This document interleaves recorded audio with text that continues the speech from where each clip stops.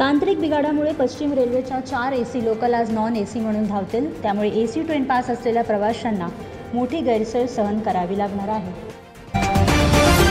सकाळी CSMT स्थानकाजवळ double decker बसला लागली आग। कोणतीही जीवितहानी नाही, शॉर्ट सर्किटमुळे आग लागल्याचे वृत्त आहे। सकाळपासून सुरू असलेल्या प्रवाशाचा लोकल गाड्यांवर परिणाम। सेंट्रल लाईन आणि हार्बर लाईनवर गाड्या 15 ते 20 मिनिटं उशिराने स्थानकांवर प्रवाशांची गर्दी दिसून येत आहे। देशातील पहिली ई-वॉटर टॅक्सी मुंबईत धावण्यास सज्ज। 1 ऑगस्ट रोजी गेटवे ऑफ इंडिया आणि JNPT बंदरादरम्यान नवीन ई-वॉटर टॅक्सी धावेल। वॉटर टॅक्सी सेवा लोकांना वाहतुकीचे आणखी एक साधन प्रदान करेल।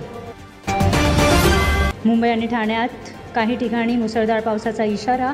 शहरातील सकल भागात पाणी साचल्याने वाहतूक विस्कळीत। अंधेरी सबवेमध्येही 3 फुटांपर्यंत पाणी भरले।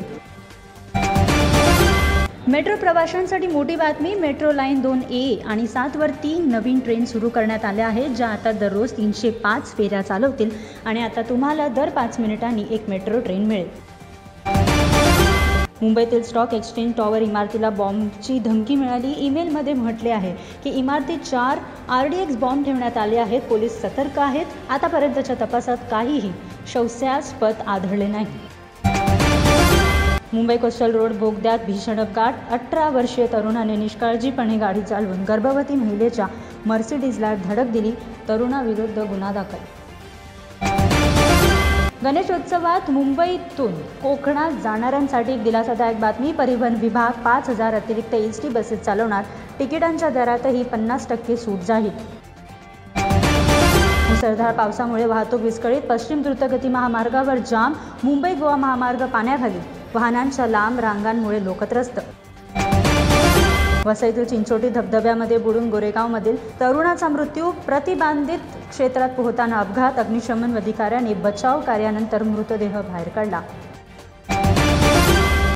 मुख्यमंत्री देवेंद्र फडणवीस यांनी मुंबईतील वांद्रे येथे भारतातील पहिल्या टेस्ला शोरूमचे उद्घाटन केले। हे उद्घाटन देशातील इलेक्ट्रिक वाहनांच्या क्षेत्रात एक नवीन सुरुवात मानले जात आहे।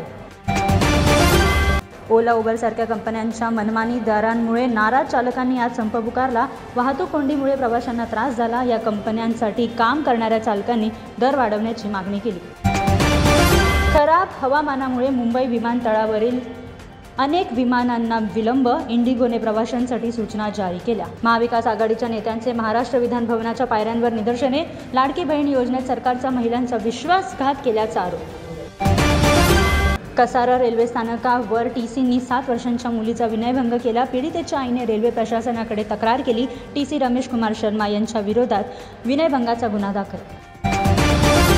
मुंबईलगतच्या कोकणात मुसळधार पाऊस। अनेक गावांचा संपर्क तुटला। रेड अलर्ट नंतर रायगडमध्ये शाळा बंद। ओरिओ आणि चॉकलेटच्या बॉक्समध्ये लपवून ठेवलेल्या 62 कोटी रुपयांच्या ड्रग्जची तस्करी करण्याच्या तयारीत असलेल्या एका भारतीय महिलेला DRDAने मुंबई विमानतळावरच पकडले आणि तिला अटक देखील केली। मुंबईत सोने आणि चांदीच्या किमतीत बदल। 22 कॅरेट सोन्याच्या 10 ग्रॅमची किंमत 89,450 रुपये झाली, तर चांदी 1,19,000 रुपये प्रति किलोग्राम झाली। अनियमित प्रवास रोखण्यासाठी मध्य रेल्वेने विशेष AC टास्क फोर्स तैनात केला आहे। लोकांच्या तक्रारींचे निराकरण केले जाईल।